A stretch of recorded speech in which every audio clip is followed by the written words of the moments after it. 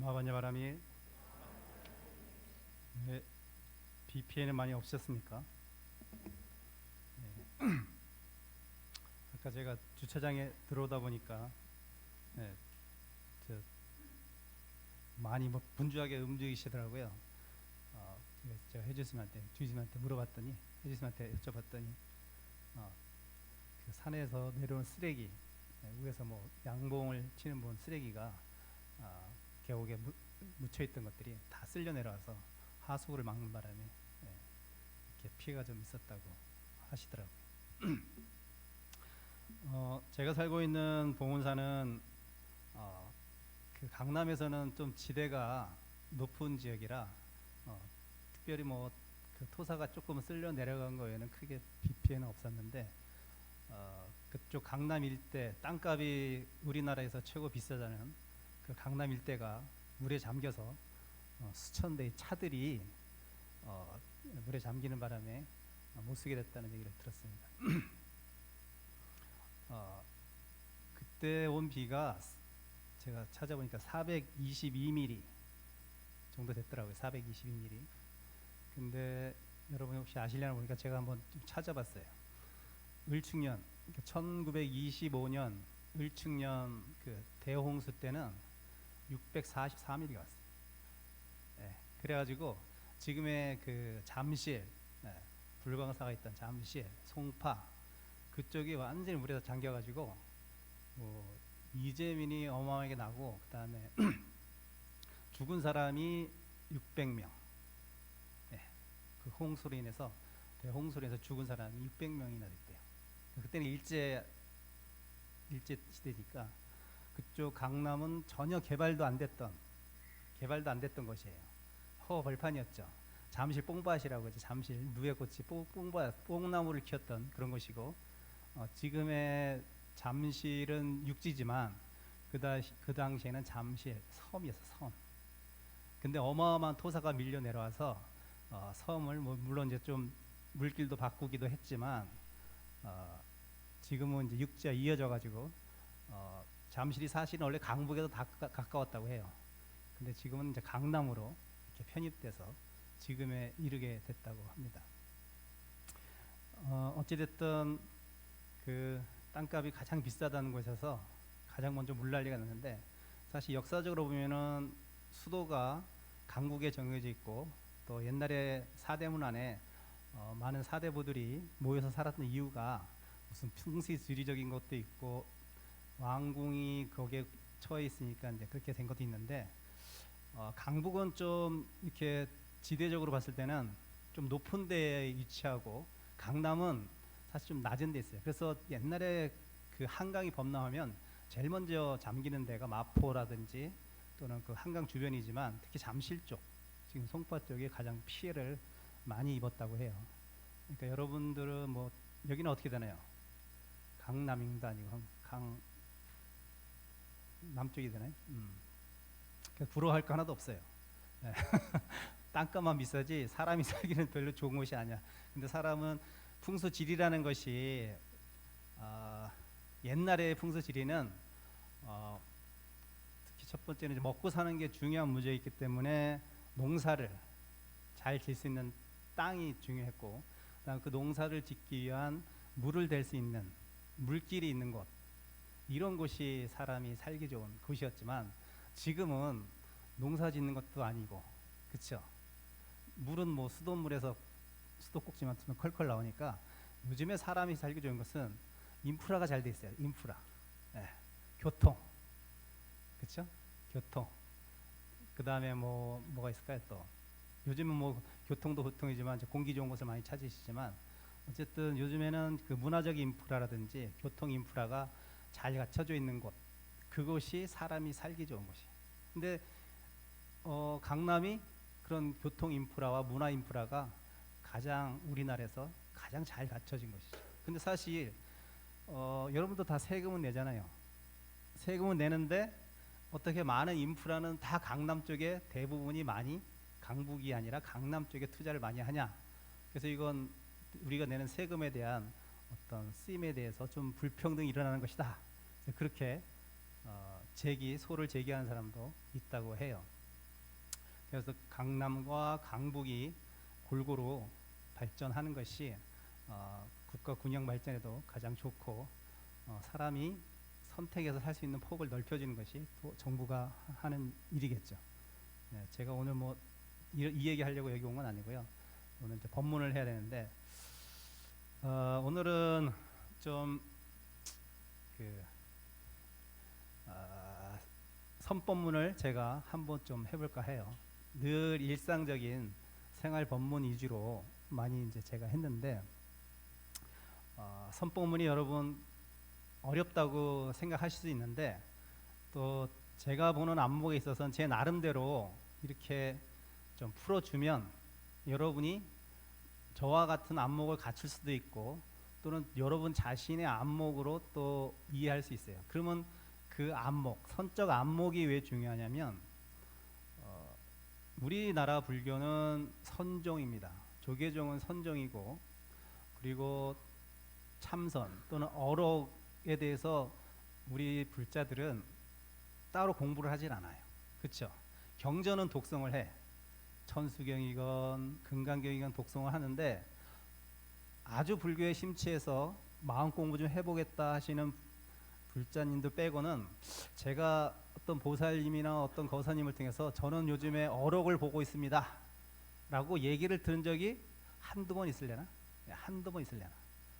제가 20년 이상 머리 깎고 살면서 많은 제가자들을 만났을 텐데 그렇게 스님 저는 요즘에 어록에 재미에 푹 빠졌어요 라고 얘기하는 불자들님들은 제가 거의 보지 못했다는 거예요. 그만큼 이 어록이나 옛날 선사들의 말씀이 여러분들이 쉽게 접근하지도 않고 크게 관심도 갖지 않는다는 거예요. 근데 여러분 잘 생각해 보면요, 부처님이 2600년 전에 오셔서 인도에서 하신 부처님의 가르침이 있어요. 그렇죠? 그걸 이제 법이라고 우리가 보통 얘기합니다. 법. 그래서 그 법을 몇백 년이 흐른 상태 또 몇천 년 동안 소승에서는 다양한 교리적인 해석 방법으로 오는 무엇이다, 공은 무엇이다, 뭐 식은 무엇이다라고 쭉 풀어냈어요. 그리고 그것이 대승으로 넘어와서는 특히 중국에서 불교가 전파되면서 후대에는 이 선종으로 발전하게 되고 처음에 이제 조사 스님들이 있었겠죠. 큰 선지식들이 있었고 그분 제자들이 그것을 화두, 가나선이라는 것을 또 키워서 지금의 조계종까지 이른 거거든요. 네. 그러니까는 선종에 대해서 모른다는 것은 한국적인 불교의 맥락을 모른다는 건 마찬가지예요. 그러면 여러분이 하고 있는 건 뭐다? 대승불교는 대승불교인데 아주 협소한 불교의 한 파트만을 하고 있는 거예요. 네. 그것이 영가를 위한 요즘 백중도 얼마 전에 끝났지만 영가를 위한 그 극락세계라든지 이런 것은 사실은 대승의 한 파트일 뿐이에요. 연불도 마찬가지. 네, 교리는 소승 때 거의 다 완성된 거고요. 교리는. 어쨌든 대승으로 넘어와서 지금 한국의 맥을 이어주고 있는 불교의 지금 현재 한국의 모습은 지금은 다양하게 섞여 있지만 특히 조계종에서의 불교의 모습은 선종의 역사를 이해하지 않고 선종의 조사선을 이해하지 않고 선종이 얘기하는 화두라는 것을 이해하지 않고는 그 지금 현대 조계종에서 얘기하는 선에서 얘기하는 불교의 참 면목을 여러분이 모르고 옛날 걸 가지고 현재를 풀어쓰는 거나 마찬가지. 옛날 거. 그것도 한 부분만을 가지고.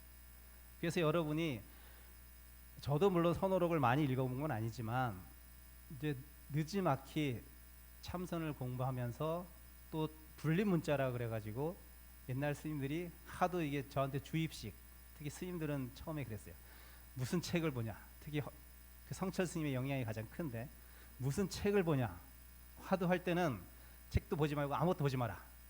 그래가지고 진짜 마음 공부할 때는 책을 보면 안 되는구나 생각해서 진짜 그런 책에는 일체 관심도 안 가졌어요. 일체 관심도 안 가졌어요.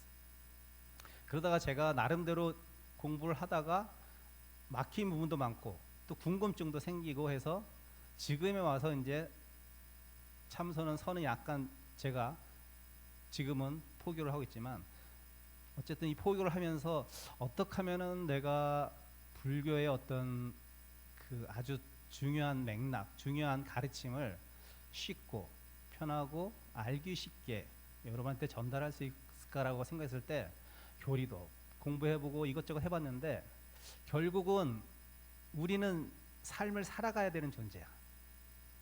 그렇죠?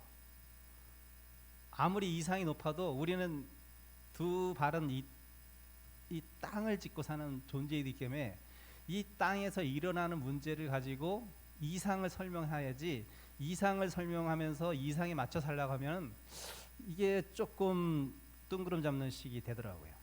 예, 근데 선어록의 그 선어록은 물론 그 낱낱의 면목의 말씀은 깊은 통찰을 하지 않고는 이해할 수 없는 부분들이 많이 있긴 하지만 그 말들은, 그 대화는 서로 주고받는 삶 속의 현장에서 생생하게 살아있던 것들이에요.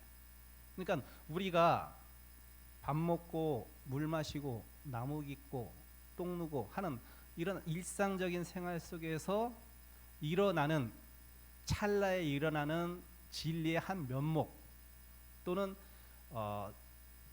스승이 제자를 보기에 쟤는 무엇인가 어느 부분에 있어서 많이 막혀있는 부분을 있다라고 생각했을 때 그 부분을 직설적으로 너 고쳐가 아니라 너 그것은 잘못됐으니 고쳐라고 하면 사람들은 다 자존심 있기 때문에 안 고치게 잘.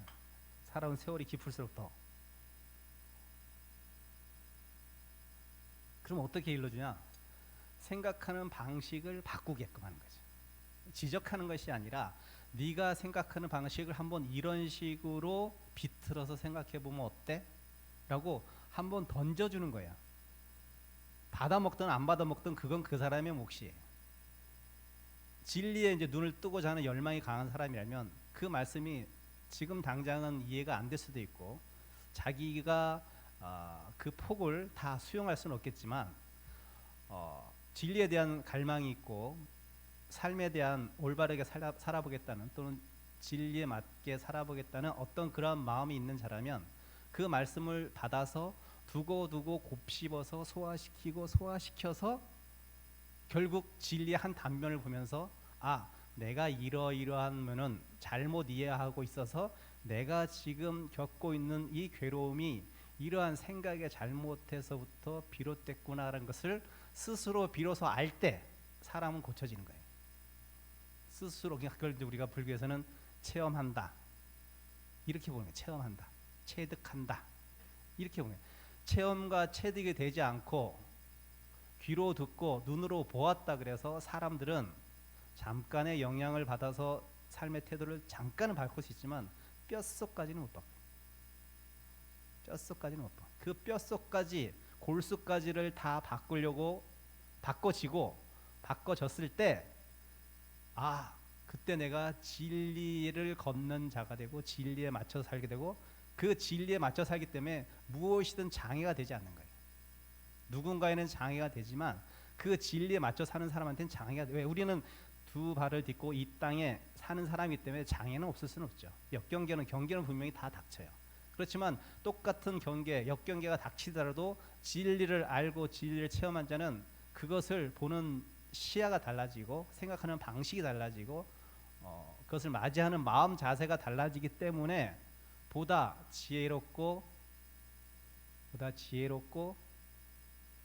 현명하게 그 상황에 대해서, 문제에 대해서, 괴로움에 대해서 대처를 할 수 있는 거예요. 대처를. 물론 사람은 글과 문자를 통해서 이해하는 방향으로 나아갈 수밖에 없습니다. 그렇지만 또 그 글과 말이라는 것은 어떻게 보면 나를 또 얽매이게 하는, 나의 인식의 폭을 좁게 가져갈 수밖에 없는 어떤 개념적인 이해이기 때문에 언어를 통해서 무엇을 안다는 건 쉽지 않지만 결국은 또 그 언어의 사다리를 우리가 타고 이상의 세계로 올라가야 돼요. 그리고 그 이상의 세계로 올라가면 그 사다리는, 그 뗏목은 버릴 줄 알아야 되는 거죠. 근데 우리는 보통 그것이 좋다고 생각하고 나한테 이롭다고 생각하고 나한테 어떤 도움이 된다고 생각하면 그것을 오히려 더 꽉 쥐고 안 놔.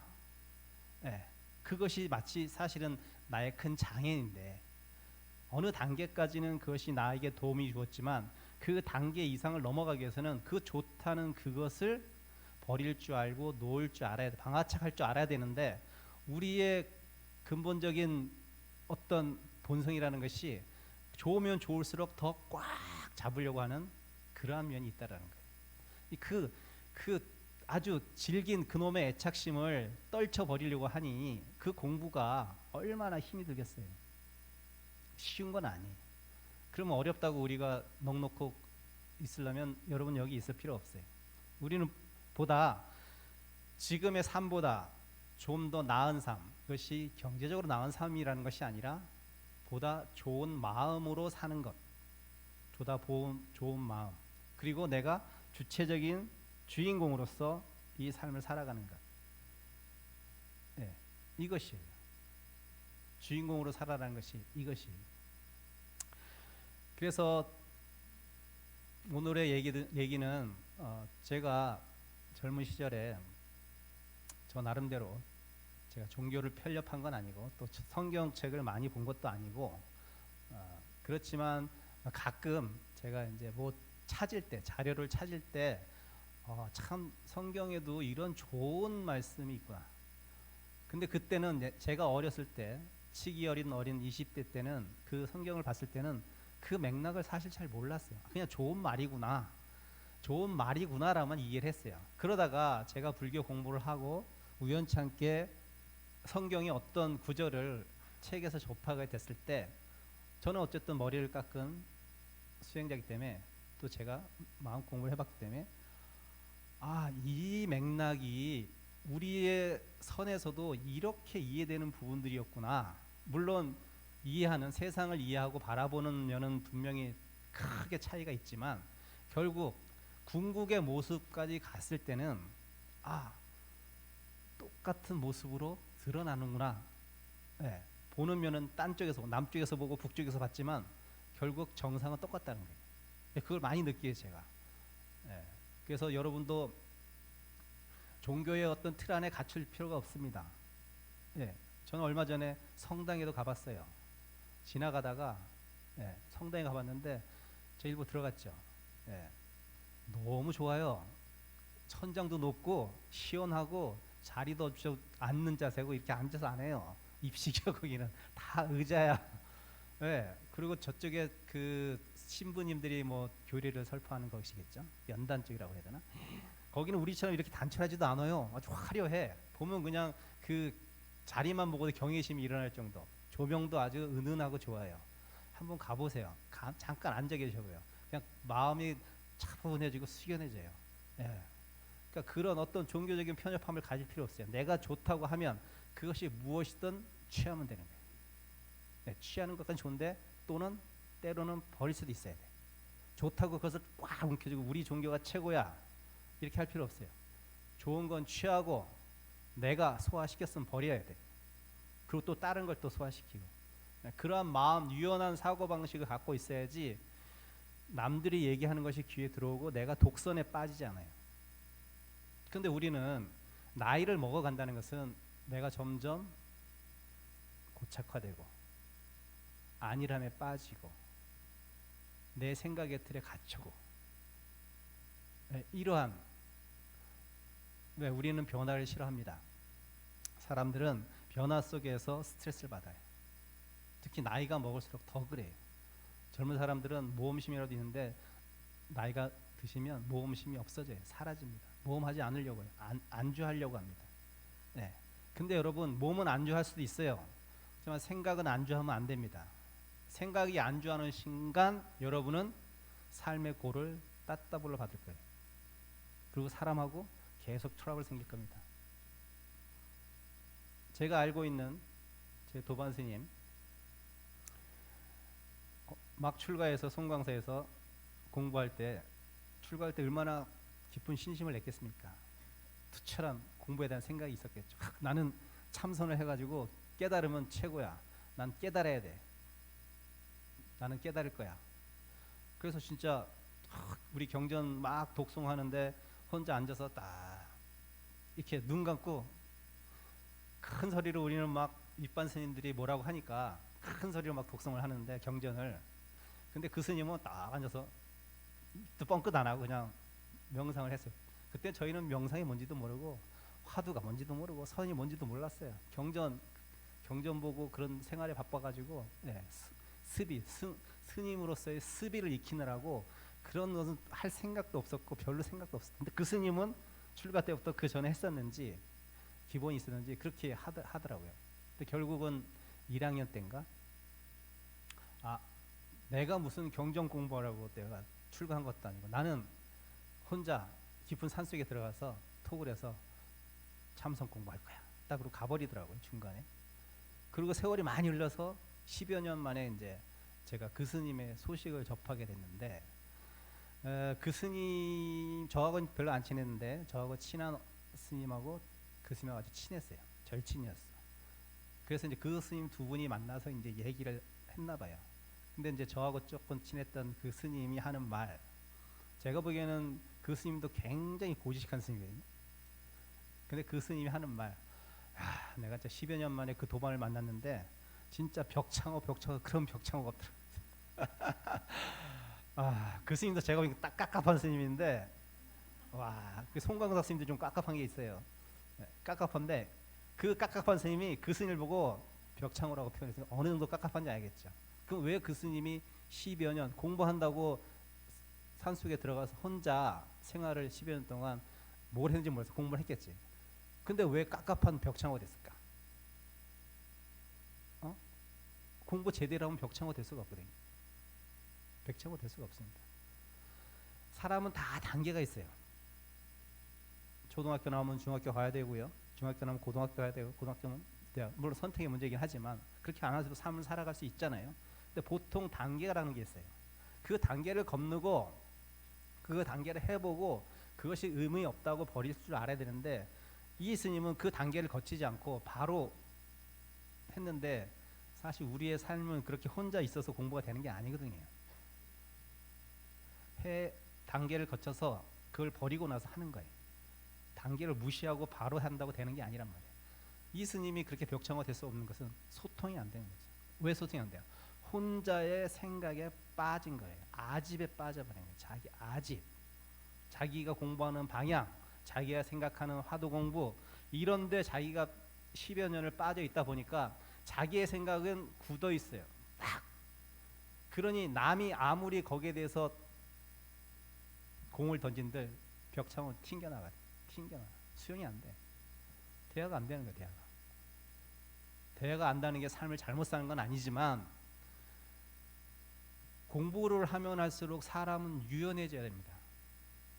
그래서 공부하는 사람은 결국 그 마음자리가 거울과 같아야 된다고 표현하잖아요. 거울은 어떻게 돼요? 홈리스가 오면 홈리스를 그냥 비춰주고 아름다운 여인 오면 아름답게 비춰주고 못난 놈이 오면 못난 대로 비춰줍니다. 난 거울이고 나는 아름답고 좋은 것만 비춰야 돼 라고 거울이 고집한다면 실상을 있는 그대로 비춰줄 수 있어요? 알게 할 수 있나? 없잖아요. 우리의 마음은 그와 같이 돼야 되거든요. 우리의 마음은 그렇게 있는 그대로 비추고 어떠한 가시, 어떠한 선입관, 어떠한 사고도 들어갈 틈을 주지 않아야 내가 사물의 실상을 있는 그대로 이해하는 거예요. 있는 그대로 이해하면 어떻게 된다? 용납이 되고 수용이 되는 거예요. 수용이 되면 어떻게 돼요? 이해가 되는 거예요. 이해하게 되면 잔소리 안 하는 거예요. 이해가 안 되니까 내 생각의 틀에 그 사람을 맞추고 그 환경을 맞추고 경계를 맞추니까 불평 불만이 나오는 거예요. 예.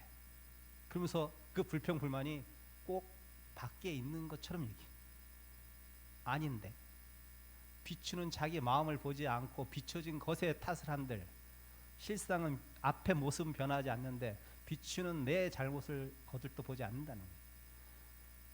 공부는 그래서 그렇게 어떠한 것을 얻어가는 과정이긴 하지만 그 얻은마저도 내려놓을 줄 아는 관대함이 있어야 되고 용기가 필요한 거예요. 부처님은 두 분의 스승을 처음에 만났잖아요. 이름이 너무 어려워서 제가 이름은 기억 못해요. 알랄라 후타카만가 두 분인데 이름이 참 어려워요. 그 두 분의 스승을 만났는데 그분들이 원하는 비상 비비상처,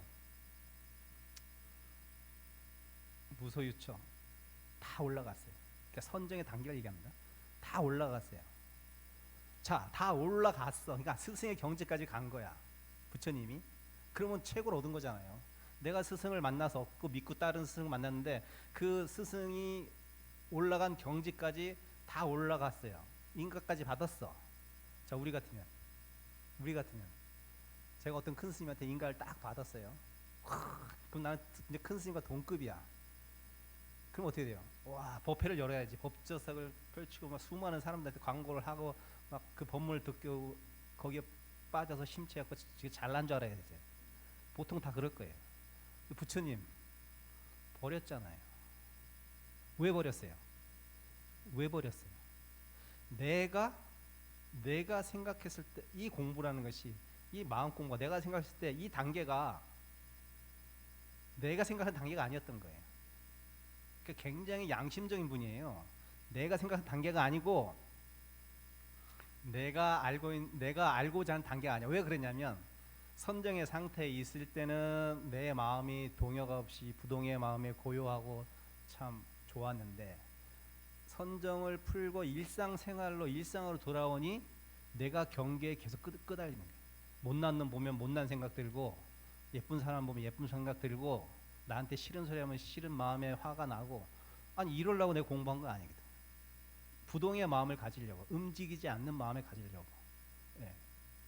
그렇게 공부하신 건데, 아니 명상하고 마음 좋을 때는 다 용서하고 포용할 것 같다만 결국 내가 공부 거기 명상에서 딱 나오니까 일상생활로 딱 접어들었더니 똑같은 중생심이 나온 거예요. 당신이 보니까.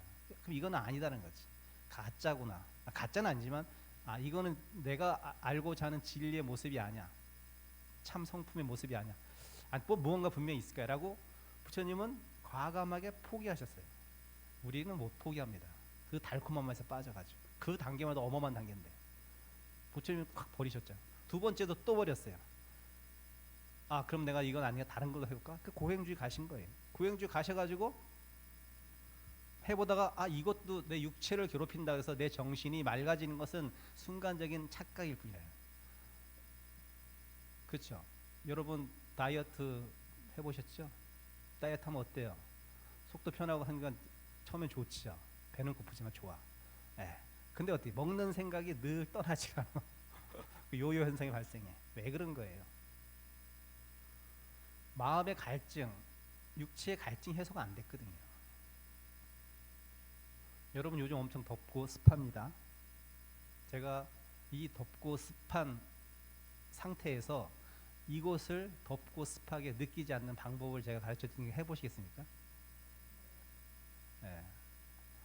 할 수 있을 것 같아요? 자, 요즘에 너무 덥고 저도 습해요. 짜증나요. 아침에 새벽 예불 나가는데 막 후끈후끈해가지고 법당 갔다 예불 갔다 들어오면 막 땀이 나가 짜증이 날 정도예요. 그 정도로 날씨가 습한데, 자 이렇게 생각해 보시면 됩니다. 그러면 내가 습하니까 에어컨을 틀고 시원한 데로 갈까? 에어컨을 틀어볼까? 선풍기를 돌려볼까? 자, 덥고 습한 곳에서 시원하고 청량한 곳으로 우리는 보통 그렇게 생각해요. 그래 가야지 내가 이것을 벗어난다고 생각하죠. 덥고 습한 데서 시원하고 습하지 않는 곳으로 내가 무언가 행동을 취하고 무언가 상황을 바꾸고 변화시켜야지 내가 그렇겠다 생각하죠. 그러면 여러분 온탕 냉탕을 맨날 왔다 갔다 할 거예요? 그러면 계속 있어봐야 거기도 별로 안 좋아 또. 그러면 또 더운 데로 갈까? 그러니까 우리의 생각이, 우리의 마음자리가 원래 이렇게 변덕이 심한 놈이에요. 결국은 상황을 바꾸면 여러분 해결책이 없다는 얘기예요. 뭘 바꾼다? 덥고 습하고 시원함을 놓아버리면 돼요. 놓아버리면 되는 거예요. 그러니까는 A와 B다라는 어떤 이런 그것도 분별심입니다. 시원함과 더운 분별심이에요. 그러면 이 시원함과 더움은 한 곳을 벗어나서 얻어지는 것이 아니고 덥다, 시원하다는 그 생각 자체를 잊어버리는 곳에 진짜 시원함이 있는 거예요. 선은 바로 그걸 얘기해 주는 거예요. 마음 공부는 그런 걸 얘기해 주는 거예요. 마음 쓰면 그렇게 해야 되는 거지, 내가 이것이 좋지 않다고 해서 이것을 택하고 이것이 좋지 않다고 해서 A를 선택해서 해결되는 문제가 아니라는 거예요. 그것을 선에서는 끊임없이 얘기해 주는 거예요. 조사들께서, 어록에서. 네 마음자리를 고치라는 거예요. 더움과 시원함? 그것은 더움과 시원함의 문제가 아니라 덥다 생각하는 그 마음, 시원하다고 생각하는 그 마음자리를 떠나버리면 바로 거기에 덥지도 않고 시원하지도 않은 그 자리가 분명히 있는데, 우리는 더우면 시원한 것으로, 추우면 더운 것으로, 이렇게 모든 것을 다 이분법적으로 생각해 버린다. 거기에 괴로움이 발생하고 여러분이 진리의 참모습을 보지 못하고 삶의 굴레에서 계속 헐떡거리는 일만 생기는 거예요. 이런 식으로 문제를 해결하려고 하기 때문에. 말이 좀 길어졌는데 딱 40분까지만 하겠습니다. 자, 프린트를 잠깐 보면서 제가 오늘 해주고 싶은 말을 설명을 하고 끝내겠습니다. 제목은 참 멋있게 제가 졌어요. 길은 가는 자에게만 보인다. 돈은 행자에게만 보인다. 네. 자, 이 제목에서 뜻하는 바는 무슨 말이냐? 뭐 알겠죠, 무슨 말인지. 자, 우리는 말로 떠들고 귀로 들어서 눈으로 봐서 성향에 쫓아가서 그것을 마치 내가 봤으니 봤다고 얘기하고 내가 들었으니 들었다 얘기해요. 그거 맞는 것 같아 언뜻. 봤으니까 봤다고 얘기하고 들었으면 들었다고 얘기하는 게 맞는 것 같은데 틀렸어요. 왜 틀렸냐? 보는 데서 그쳐도 안 되고 들음에서 그쳐도 안 되고, 보았으면 그 본 것을 체험해야 되고 들었으면 그 들은 바를 체험해야 돼요. 근데 우리는 마치 본 것을 체험한 것처럼 얘기하고 들은 것을 체험한 것처럼 얘기해요. 괴리가 있단 말이야. 깨달은 자는, 공부하고 마음 공부를 하는 자는 본 것을, 그것이 진정 내가 본 대로 있는 것인지, 내가 들었으면 그 들은 것이 진짜 내가 들은 바대로 내가 듣고 있는지를 고민하고 생각하고 체험해야 됩니다. 여러분이 보고 있는 이 세상, 듣고 있는 모든 소리가 진리 모습 그대로 보이는 것도 아니요, 진리 그대로 들리는 게 아닙니다. 여러분, 음속으로 비행기가 날아가면 소리는 언제 들려요? 쉥 지나가는데 뻥 소리 나요. 아니, 소리는 늘 동시적이어야 되잖아요. 동시적이어야지 현장에서 듣는 소리가 그것이 진실로 있는 소리지. 왜 음속 비행기는 내 눈앞에서 사라진다 좀 이따 뻥 그 초음을 도입하니까 소리가 나겠죠. 그럼 뭐야? 사물의 소리는 사물과 분리될 수 있네. 새가 울면 그 새소리가 진정한 지금 새소리인지, 여러분 새소리지. 당연히 새소리죠. 여러분한테 새소리일 거예요. 내가 눈으로 본 이 세계, 뭐라 그럴까? 그게 뭐 뚜껑이 있으니까.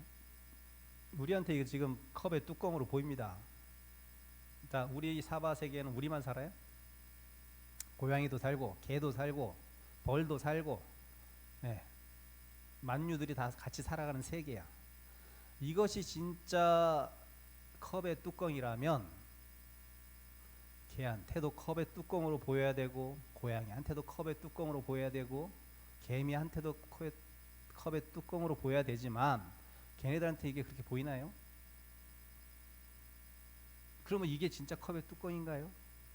여러분이 보고 있는 이 눈으로 지금 여러분이 확인하고 있는 이것이 컵의 뚜껑이라고, 여러분과 나는 언어적으로 약속한 사이이기 때문에 개념적으로 알아. 개념적으로 안다는 것은 이것이 본질을 안다는 거 아니에요. 그렇게 그냥 안다는 거는 약속했다는 거고 우리의 관념 속에서 존재하는 거예요. 여러분이 보는 이 세상, 벌한테는 이 세상이 그렇게 보이지 않습니다. 개한테는 흑백 세상으로 보여요. 아니, 우리한테 칼라 보이는데 왜 걔한테는 흑백으로 보여? 이 세상은 진정한 칼라의 세계라면 걔한테도 칼라로 보여야지. 그럼 우리가 보고 있는 이 세상의 칼라가 진정한 칼라로 존재하는가? 우리가 본다고 듣는다고 하는 모든 작용들이 있는 그대로 보이고 있는 그대로 들려지는 게 아니라니까요. 근데 여러분은 마치 내가 보고 내가 들은 것이 참이고 진실인 양 거기에 꽉 갇혀가지고 세상을 바라보고 이해하려고 하니 맨날 어긋장나는 거예요. 맨날 어긋장나는 거예요. 괴로운 거예요. 그래서 하나같이 기독교에서 얘기하는 것은 사랑이지만 기독교에서 얘기하는 그 사랑도 여러분과 알고 있는 그런 사랑이 아니에요. 볼까요? 자, 봐요 한번. 적어놨죠. 고린도전서라고. 성경책은 저 세계 베스트셀러입니다. 한 번씩 꼭 읽어보셔야 돼요. 내가 이제 가장 좋은 길을 여러분께 보여드리겠습니다. 내가 인간의 여러 언어를 말하고 천사의 말까지 한다 하더라도 사랑이 없으면 나는 요란한 진과 요란한 꽹과리와 다를 것이 없습니다. 내가 하나님의 말씀을 전할 수 있더라도 온갖 신비를 꿰뚫어 보고 모든 지식을 가졌다 하더라도 사랑이 없으면 나는 아무것도 아닙니다. 내가 비록 모든 재산을 남에게 나눠준다 하더라도 또 내가 남을 위하여 불 속에 뛰어든다 하더라도 사랑이 없으면 모두 아무 소용이 없습니다. 와, 여러분 이 사랑이 뭔 것 같아요? 진짜 이런 우리의 남녀간의 사랑은 아니라는 건 알겠죠? 여러분 자식을 위해서 나는 너를 위해 또는 특히 사랑하는 사이에 있어서 남자들이 특히 달콤한 말을 꼬시잖아요. 내가 결혼하면 네 손에 물을 안 묻혀줄게. 그런 말 많이 듣죠. 네, 관용어처럼 쓰여요. 근데 여러분 손 안 묻혔어요? 네. 근데 그때 너무 좋아했던 사이일 때는 그 말이 너무나 달콤하게 들렸죠. 근데 이제 결혼 생활 최대까지가 3년이라고 하는데 그 시효가 3년 저 짧아서 요즘 더 짧은 것 같아요. 그 지나면 네, 헛소리 한다고 생각하시죠? 자, 여기서 얘기하는 사랑은요 절대적인 믿음입니다. 예, 진리예요. 그냥 진리. 예, 사랑이라는 어떤 포장된 표면의 그런 가벼운 터치가 아니라 아주 깊숙이 내면에 박혀 있는 인간에 대한 온전한 사랑이에요. 이것은 국경을 떠나 있고 종교도 초월해 있고 모든 세대를 초월한 그 어머니만이 갖고 있는 그런 사랑이 아니고 그보다도 더 숭고한 그래서 그냥 절대적인 진리의 사랑이에요. 여러분이 누구를 위해서 절에 보시한다? 여러분 마음속에 생색 없었을까요? 내가 진짜 나는 이거 휴지장처럼 절에 그냥 작은 돈을 할 수 있겠지.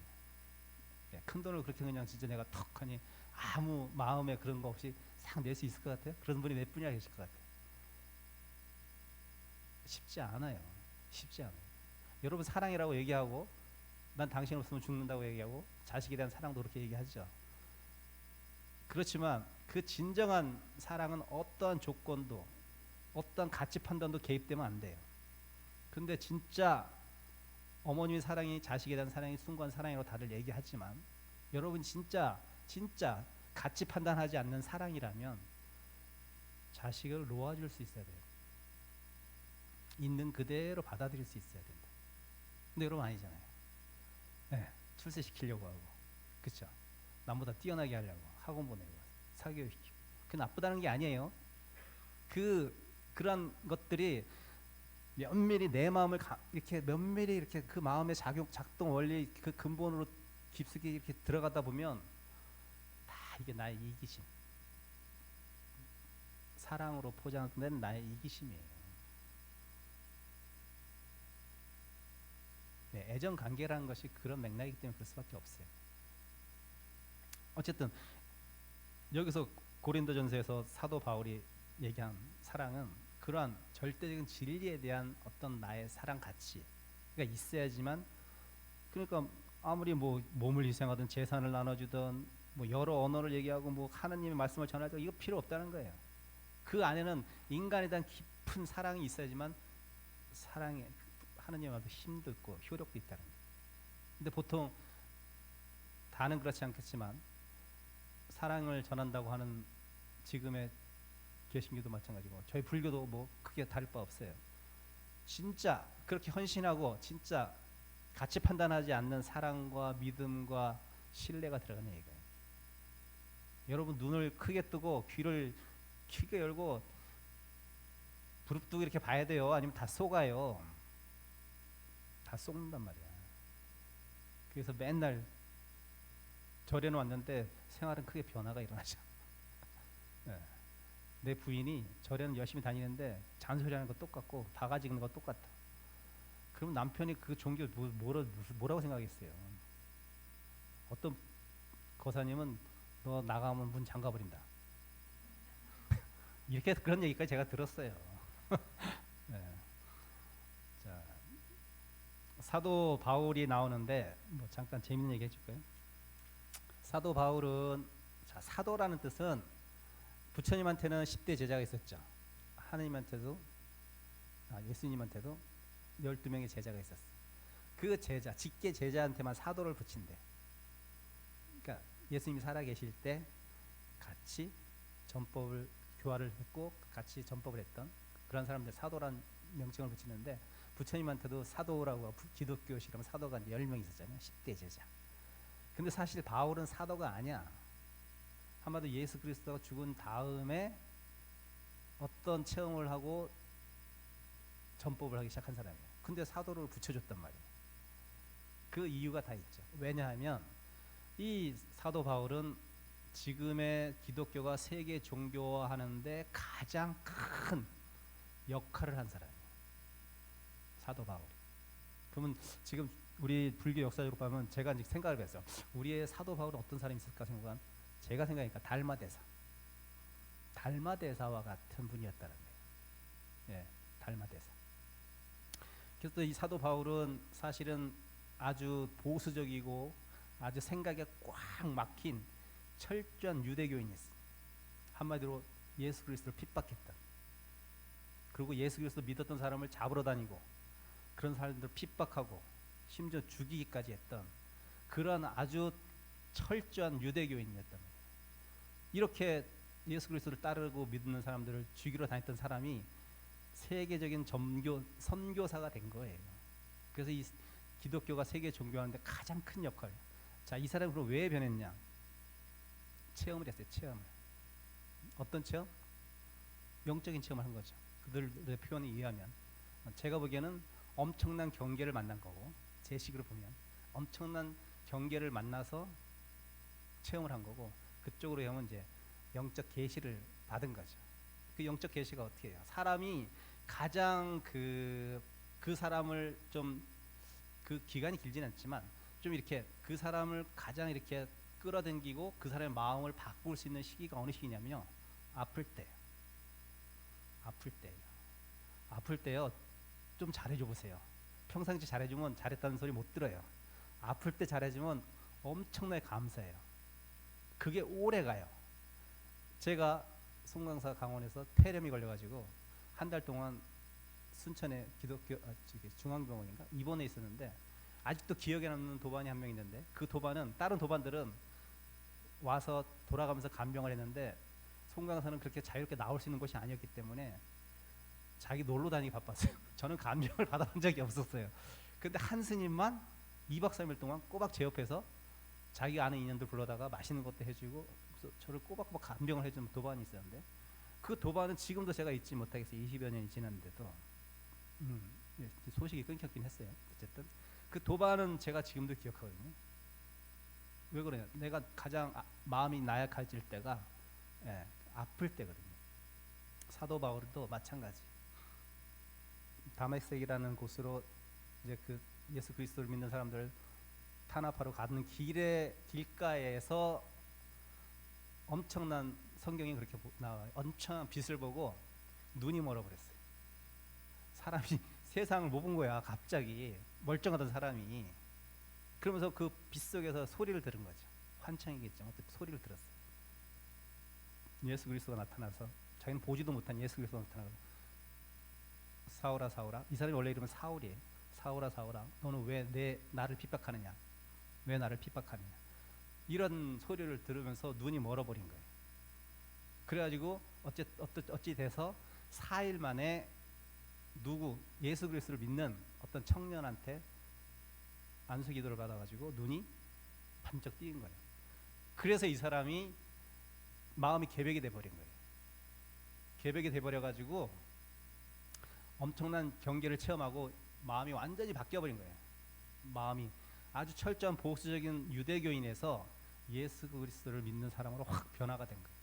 그래서 이 사람은 나는 선교를 하다가 죽어야겠다 생각해서 결국 로마까지 가서 선교를 하고 거기서 최후를 순교를 하게 됩니다. 63살인가?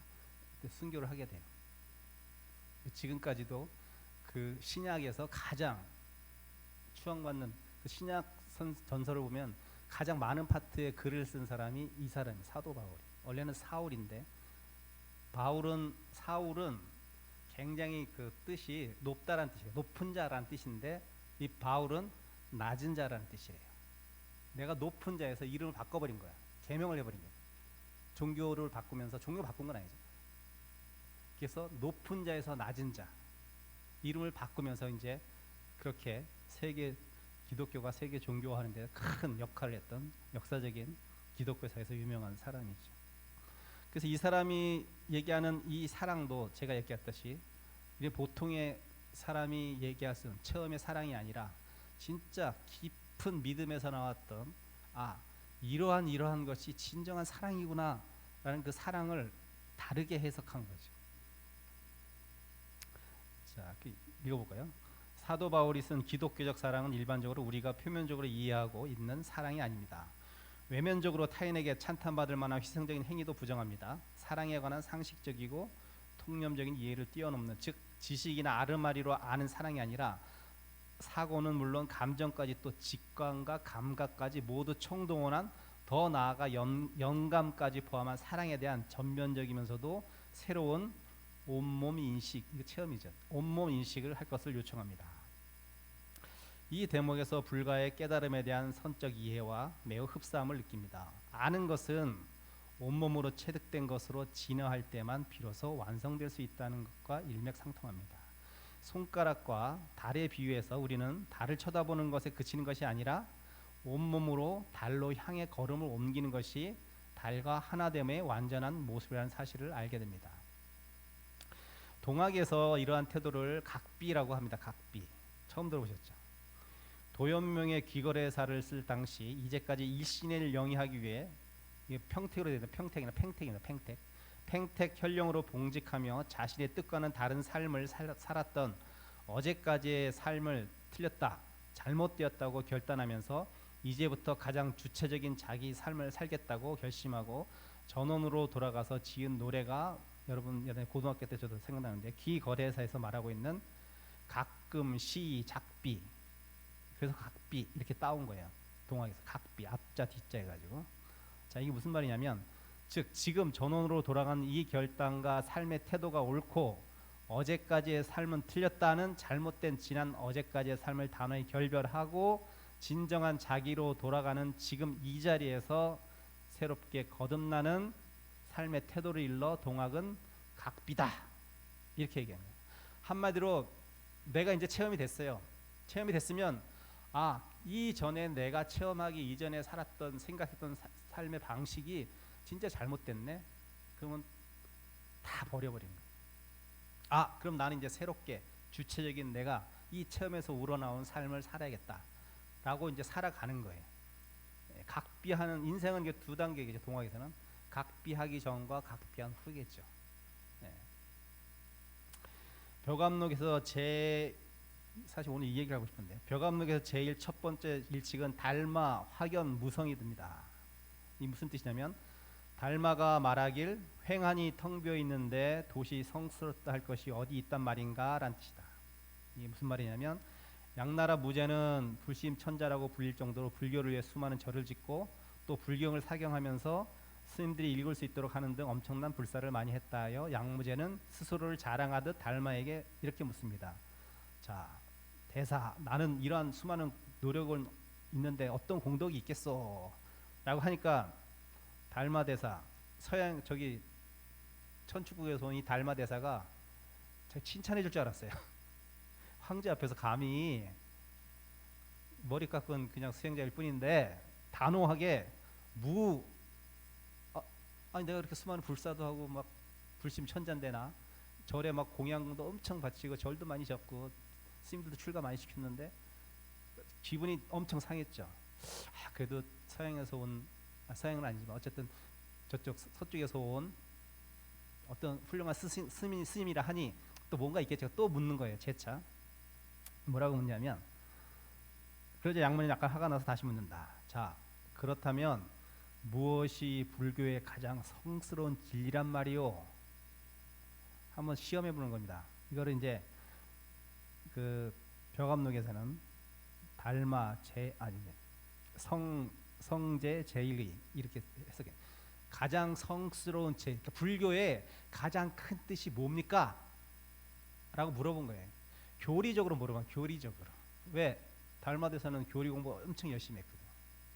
근데 그 이전에, 달마가 오기 이전에 중국은 교학이었거든. 교학. 선이 없었단 말이에요. 그러니까 달마 오기 전에는 이 불심천자도 경전만 열심히 들이다 보고 눈으로 보고 뒤로 듣는 것이 다인 줄 알았던 거야. 그것이 진짜 눈으로 본 게 참인지 귀로 들은 게 진짜인지 의심도 하지도 않았어. 그러니까 이제 이놈이 진짜 중인가 가짜 중인가 한번 시험하는 거, 테스트하는 거예요. 야, 너 그러면은 불교에서 가장 성스러운 진리가 뭐야? 한번 대답해봐. 이렇게 얘기한 거예요. 그러니까 무슨 아주 엄청난 교리가 나올 줄 알았죠. 자, 달마대사가 뭐라고 했냐면, 달마대사 이렇게 얘기합니다. 여긴 써있지 않겠지만 그 당시 이렇게 얘기했어요. 아니 뭐 진리가 어딨어? 텅 비었고 텅 비어 있는데 뭐 성스러운 게 어딨어? 완전히 그냥 초토화시켜버린 거예요. 달마대사가 양무제를 초토화시켜버린 거예요. 무슨 해석을 좀 해주길 바랬는데, 아니 원래 진리는 텅 비어서 아무것도 없는 거야. 거기에 무슨 성스럽고 성스럽지 않고 깨끗하고 더럽고 예쁘고 그런 게 어딨어? 없어. 딱 얘기하니까 양무제 더 화가 났죠. 다시 한번 묻습니다. 없다고? 네, 알았어. 자, 그럼 너 지금 내 앞에서 너 떠든 너 누구야? 너 누구야? 자꾸 없다고 하니까 너 누구야? 그러니까 달마대사 뭐라고 했겠어요? 나는 저기 천축국에서 뭐 누구의 그 나라의 뭐 왕자로 태어나가지고 뭐 이렇게 설명한 게 아니라 나도 몰라. 불식. 나도 몰라. 너 누구야? 그러니까 나도 몰라. 달마대사는 여기서 완전히 우리 속된 말로 뻑친 거죠. 아니 도대체 이놈이 도대체 뭐라고 얘기하는 거지? 하나도 못 알아듣는 거야. 하나도 못 알아들어요. 자, 근데 중요한 게 제가 좀 의심이 갔는데 여기 불식자가 알식자, 알지자가 아니잖아요. 그렇죠? 부지라고 해야지 맞지 않나? 부지? 근데 불식이라고 했단 말이에요. 이게 다 이유가 있어요. 왜 부지? 알지 못한다, 모른다가 아니라 나는 아주 그냥 완벽히 모르겠다. 그게 무슨 말이냐면 이 모른다, 부지는 무슨 뜻이냐면 알고 모르는 자리를 떠난 자리를 얘기하는 거예요. 너는 지금 안다 모른다에 거기에 빠져 있는 거야. A냐 B냐. 여러분 제가 아까 얘기했듯이 이게 아니면 이건 거야. 알면 모르는 거지, 또 모르면 아는 거지. 무슨 뭐 이게 아는 것도 아니고 모르는 것도 아니고 그런 게 어디서 세상에. 도저히 양무장 이 말을 이해를 못했어요. 그러니까는 당신은 나하고 인연이 아닌가 보다라고 생각했겠죠. 그래서 별 관심을 안 보였어요. 그러니까 뭐 달마대사도 쿨해. 아니 좀 저를 좀 알아주세요. 나 진짜 훌륭한 스님이라고 얘기 안 하고 여기는 이제 인연이 안 됐구나. 가자. 승산으로 들어가서 소림사로 가서 9년 면벽한 거예요. 인연이 될 때까지 기다린 거예요. 근데 보통 큰 스님 좀 약간 조금 소식 좀 맛본 스님 같았으면 어떻겠어요? 어떻게든 어필해가지고 불사금을 차내가지고 대형 불사를 해야 될 거 아니에요. 선은 이런 겁니다. 진정한 알미라는 것은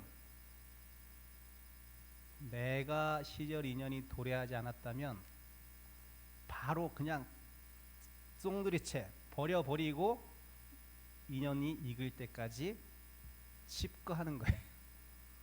근데 보통은 그렇게 못 기다리죠. 보통 그렇게 못 기다립니다. 나를 계속 어필하고 싶어야겠죠. 이게 그 벼감록에라는 어떤 제 스님들이 또는 뭐 제가 관심 있는 분들이 보는 어떤 그 화두에 대한 어떤 뭐 우리의 바이블 같은 거예요. 바이블 벼감록. 우리 해주 스님이 호가 뭐예요? 벼감이잖아요. 벼감이 푸른 바위, 푸른 바위에 푸른 바위. 이 벼감이라는 게 벼감록에서 아마 스님 벼감에서 따온 것 같아요. 푸른 바위 거기서 따온 거예요. 그 벼감을 한 뭐 일화도 있겠죠. 그 뭐 시간 없으니까 시간이 좀 오버됐는데. 그 어쨌든 자 대화 내용을 좀 보세요. 우리가 일상적으로 말할 수 있는 것들이잖아요. 그 진리에 대해서 묻고 대답하고 이런 거예요. 근데 다르잖아요. 우리가 생각하는 내가 이렇게 물으면 이런 식으로 답이 나와야 되는데 전혀 엉뚱한 얘기를 하고 있잖아요. 그래서 우리가 헷갈리는 거예요. 근데 진리를 본 자는, 마음을 본 자는 이렇게 얘기할 수 있는 거예요. 우리가 상식적으로 얘기하는 것을 상식적이지 않은 걸 가지고 너의 상식을 완전히 타파해줘. 네가 가진 상식이 말 그대로 상식이지 커먼 센스일 뿐이지 일반 사람이 갖고 있는 생각일 뿐이지 그것이 진리의 얘기는 아닌 거잖아요. 그게 너의 상식. 넌 누구야? 난 몰라. 이게 말이 돼요? 자기가 자기를 모른다는 게 말이 돼? 우리 상식은 말도 안 되는 거잖아. 내 이름 누구라고? 내가 출신 어디라고? 난 남자인지 여자인지 이거 누구 다 알잖아요. 근데 왜 모른다 그래? 이게 도저히 여러분 생각이 안 되죠. 근데 그 모른다는 것은 여러분이 알고 모르고 남자 여자 이런 분별심에 늘 빠져있기 때문에 그러한 설명을 통해서만 내가 드러난다고 생각해요. 내가 알려진다고 생각하고 나를 인식시킬 수 있다고 생각하지만 본질 자리에서는 내가 뭘 인식시켜 뭐 있어? 가만히 앉아있으면 여러분이 보면 그대로 난데. 그렇지 않아요? 여기 무슨 덧붙여요 뭐를. 우리는 그걸 자꾸 덧붙여 색을 입혀. 그리고 나중에 그 색이 아니면 왜 색깔이 달라졌냐고 그래. 그게 아니라니까요. 있는 그대로 보면은 그냥 그대로 보이는데 그것을 자기의 갖고 있는 색깔을 가지고 입혀버리니까 엉뚱하게 보이는데 본질을 본 사람은 아니 본질이 난 그냥 그대로 비춰주는데 왜 너 이거 가지고 뭐라 그래? 네. 이런 일상적인 대화 속에서 진리의 모습은 이러한 모습을 갖고 있고 이러한 생각 속에서 우리가 삶을 살아가야지만 내가 갖고 있는 많은 현실적인 문제도 해결할 수 있는 지혜가 생기는 거예요. 근데 우리는 여러분이 여태까지 살아온 방식대로 사고방식대로 지금의 현상을 이해하고 사람을 이해하려다 보니 계속 똑같은 것이 다람쥐 새끼들 또 생기고 또 생기고 잠시 편하다 또 생기고 이게 윤회지 못한 게 윤회가 뭐예요? 생겼다 사라지고 생겼다 사라지고 생겼다 사라지고 이러는 거예요. 근데 진리를 한번 딱 본 자는 현상에 매몰되지 않고 현상에 속지 않아요. 근데 우리 다 속아버리잖아요. 좋은 말 하면은 마음이 혹하고 싫은 말 하면 화가 나고 현실적으로. 그래서 그러니까 어록이라는 것은 이러한 내용들로 짜여져 있어요. 옛날 스님들이 제자를 제접했을 때 이러한 식으로 대화를 나눈 거예요. 너의 견처를 보는 거죠. 계속 찔러보는 거예요. 스승이. 너 얘가 지금 진리에 제대로 봤나? 그러니까 우리가 일반적으로 상식적으로 생각하면 이해가 도저히 안 되죠.